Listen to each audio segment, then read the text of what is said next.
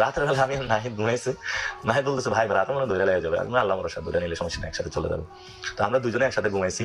রাতের বেলা হলো এই আওয়াজ, নিচে 5-6 গাড়ির ডিবি, গোয়েন্দা পুলিশ সবকিছু উপস্থিত। তো আমরা 3 তলায় ঘুমিয়েছিলাম, বাসাটা 3 তলা ছিল। তো 3 তলা থেকে আমি আর নাহিদ হলো ছাদে চলে যাই। ছাদে যায় দেখি এত বড় বড় অস্ত্র, বিশাল অস্ত্র নিয়ে সবাই উপস্থিত। আমি বলি নাহিদ চল এখান থেকে লাভ দিই।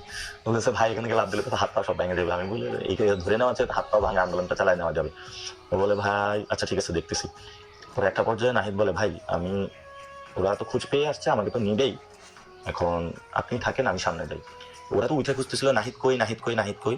তো দরজাটা ছাদের এই জায়গায়, নাহিদ বলে এখানে গেছে। তো ওরা নাহিদকে বলে এই নাহিদকে পাইছি পাইছি পাইছি পাইছি, এই সন্ত্রাসীকে পাইছি, এটা বলে ওরে ধৈর্য কোলো করে ওরে নামানো শুরু করছে।